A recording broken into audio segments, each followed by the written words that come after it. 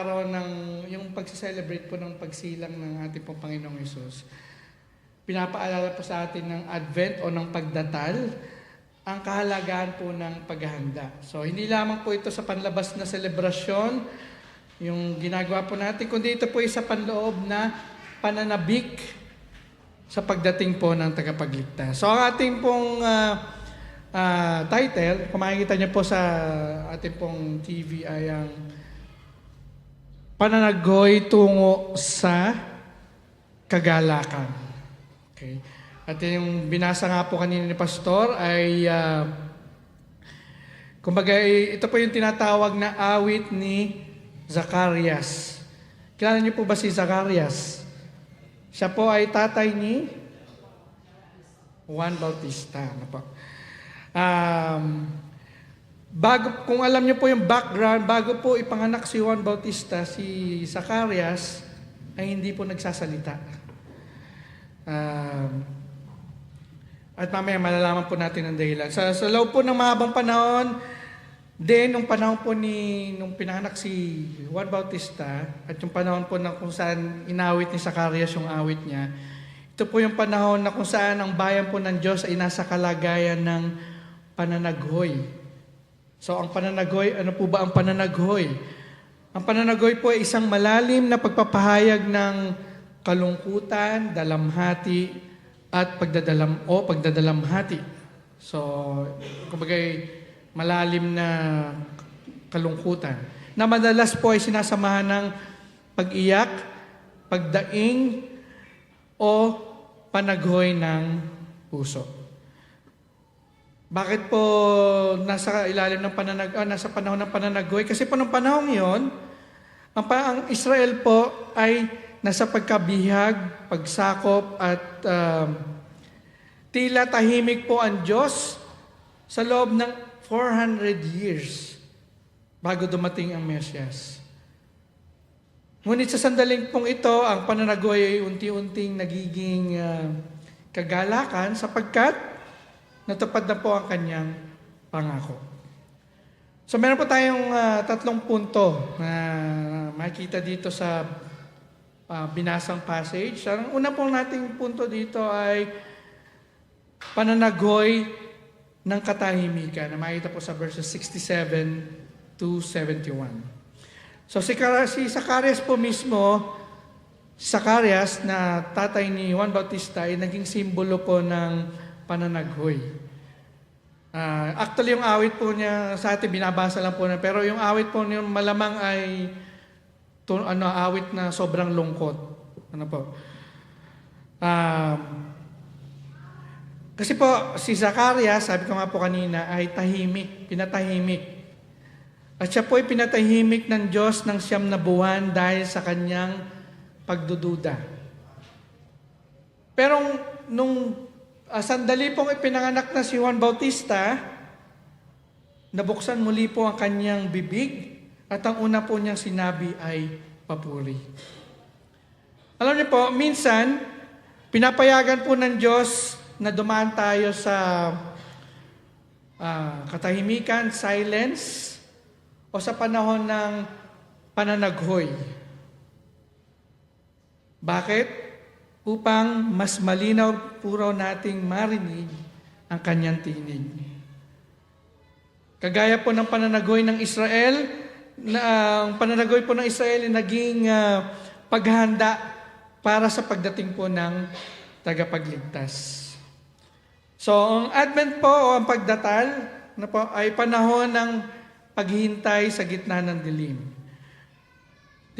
Tinuturuan po tayo dito na manabik, maghintay, at huwag mawala ng pag-asa. So imagine niyo po, kasi nabanggit ko nga po kanina, imagine niyo 400 years na darkness sa kanilang buhay, ng mga taga-Israel. Kaya nananagoy sila. Pero yun nga po, ano po yung tinuro sa kanila? Again, manabik, maghintay, at huwag mawalan ng pag-asa. Second point po ay tinatawag na pag-asa sa pangako na makikita po sa verses 72 to 75. Pag-asa sa pangako. Doon po sa kalagitnaan po ng awit ni Zacarias sa verses 72 to 75, pinapaalala po ni Zacarias na ang Diyos ay tapat sa kanyang tipan, sa kanyang promise, kanyang pangako kay Abraham at sa kanyang mga lahi. So ano nga po ba yung pananagoy ng Israel? So parang nag-review na ulit tayo dito. So ano nga po ulit yung pananagoy ng Israel? Inalipin po sila ng mga banyaga na wala ng sariling hari at tila iniwan ng Diyos. Like what I mentioned earlier na 400 years silang nasa ilalim nun. Ngunit, ang kanilang pananago ay nagbunga ng pag-asa sapagkat ang Diyos ay hindi nakakalimot. Ang pangako po ng pagliligtas ay natupad sa pamamagitan ni Jesus, na siya po yung ipinangako. Kaya po yung ating po mga luha ay hindi nawawala sa paningin po ng Diyos. Luha o yung ating po mga dalughati, yung ating po mga burden, mga kung ano man po ang pinagdadaanan natin sa buhay na ikinalulumo natin, hindi po ito nawawala sa paningin ng Diyos. Sa halip, meron po siyang inihahandang kagalakan at katuparan. Yung kandila po ng Advent na ating pong sinisindihan tuwing panahon na to, ay simbolo po ng liwanag na unti-unting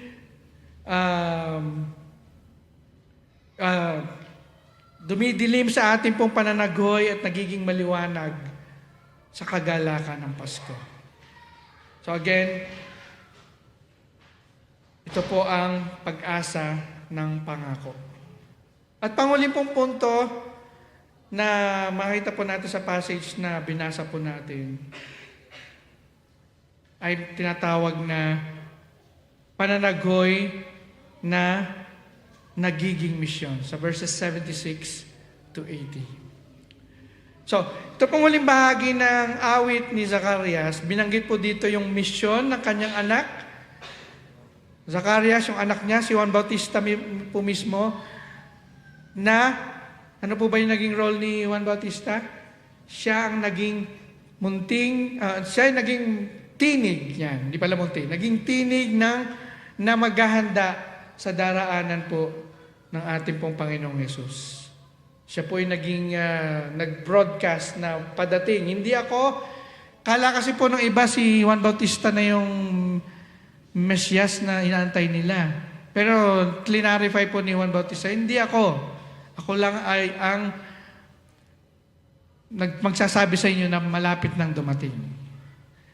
Ngayon, ano po ba yung pinagtataghoy ng daigdig ng panahong yon? At malamang ay hindi lang po ng panahon yun, relevant pa rin po sa panahon natin. So ano po yung pananagoy ng daigdig? Ang kasalanan, kadiliman, at kawalan ng pag-asa. Medyo relevant po sa atin to kasi humabol. Binuhin nyo, before mag-end ng 2025, ang ating pong lipunan ay nakaranas ng parang hindi tayo makapaniwala na nangyayari. Ano po? Corruption here and there. Tapos yung mga involved ay hindi nyo akalain magiging involved. At hindi na naging, yung involved ay hindi lang sasabihin natin na hindi naman Christian yan. Hindi. Ang pinagbibintangan involved ay mismo mga kilala natin na leaders ng simbahan. Ano po? So parang mapapaisip ka, ano ba nangyayari? Pero hindi po tayo isolated case. At ang panahon po natin ay hindi, kumbaga yung mga nangyayari sa paligid natin hindi bago, kundi nararanasan na sa buong na matagal ng panahon. At ito, the same pananagoy ng daigdig, kasalanan, kadiliman, at kawalan ng pag-asa. So, meron po bang kagalakan na makikita dito? Siyempre meron po. Yun nga po, dumating nga po ang tagapag-announce, which is si Juan, ay siya po yung magpapahayag ng kapatawaran at si Jesus ang magdadala ng kaligtasan.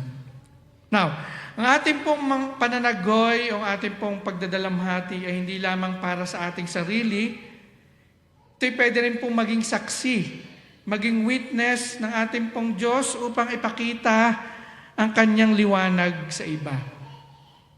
Ano po? Hindi po bago sa atin ito. At marahil may nangaranasan na po ng iba sa atin dito na sa kalagitnaan ng ating pong mga pinagdaanan, kalungkutan, pagdadalamhati, nagsilbi pa siyang liwanag sa iba. Kasi pinakita po natin ang ating pong tiwala sa Diyos at nanatili po tayo. At yun po yung sinasabi dito na pwede siya, yung pagdadalamhati, yung pananagoy, pwedeng maging witness, maging liwanag para sa iba. Kung paano po si Juan ay naganda para kay Jesus, ganon din po ang ating tungkulin sa Advent o pagdatal. Kaya, ano pong dapat gawin po natin o reminder po sa atin, ihanda po natin ang ating mga puso at isang tabi yung mga kahinaan, kasalanan at maging ilaw sa iba. So wag po natin kakalimutan yun. So ano po ang pwede nating paano po natin pwedeng i-apply ang lahat ng pinagsasabi ko po dito sa harapan? Meron po akong tatlong huling pwedeng, ang term ko po dito ginamit ay paglalapat na kalimitan pong ginagamit sa pagtuturo ko. Paano natin mailalapat ang ating lesson for today? So una pong lesson, nakikita po natin dito ay number 1, kung ikaw ay dumaraan sa panahon ng pananagoy, tandaan mong may kagalakan na darating. Tulad ng Israel, hindi nakakalimot ang Diyos. So kung may pananagoy, laging may kagalakan na darating. Bigla ko nga po naalala yung sumikat na song nung kabataan, nung high school ako, na pangalan nun ni Frontline. Kung pamilyar iba dito. May awit sila na, sabi nung ang lyrics, pag-iyak ay tumataga, mga ba yun? Pag-iyak ay tumatagal na magdamag, ngunit galak ay darating sa umaga. So, yun po yung aming team song nung parang anthem po namin yun. Sa camp po namin na kinakanta yung kantang yun. So, yun po yung katotohanan. Magdalamhati man tayo, pero may kagalakan na darating. Pangalawa, ang Advent o ang pagdatal ay hindi lamang paghihintay ng dekorasyon o pamasko, kundi paghihintay sa katauparan ng pangako ng Diyos kay Kristo. At yung pangako na po yun ay nangyari na. Ano po? Ang sinasabi lang po dito, ito'y reminder sa atin ba? Kasi, di ba, lahat po tayo may sakit ng limot eh. Nakakalimutan natin, po nga pala, natupad na yung pangako. So, isa-celebrate na lang natin po at isa sa pamuhay. At panghuli, ang pananagoy ng ating bayan dahil sa kahirapan, kaguluhan at kawalan ng katarungan ay maaaring maging kagalakan kung matututunan natin ilapit ang lahat sa Diyos at magtiwala sa Kanyang plano. Kaya po, mga kapatid, yung awit po ni Zacarias ay nagpapaalala po na ang pananagoy ay hindi permanente. Ano po? Hindi siya permanent. Sa pagdating po ni Kristo, ang dilim ay napalitan ng liwanag at ang katahimikan ay napalitan ng awit ng kagalakan. So ngayon pong Kapaskuhan, huwag po natin hayaang mawala sa atin ang tunay na diwa ng Pasko. Ano po ba yung tunay na diwa ng Pasko? Si Jesus ang dahilan kung bakit ang ating pong mga luha ay napapalitan ng ngiti at ating pong mga pananagoy o pagdadalamhati ay nagiging nagiging kagalakan. Sabi nga po sa verses 78 to 79 ng Lucas chapter 1, sa pamagitan ng masaganang habag ng Diyos, tayo'y dinalaw ng araw mula sa itaas upang magbigay ng liwanag sa mga nasa kadailiman at gabayan tayo sa daan ng kapayapaan. So pagpalain po tayo ng ating Panginoong Hesus.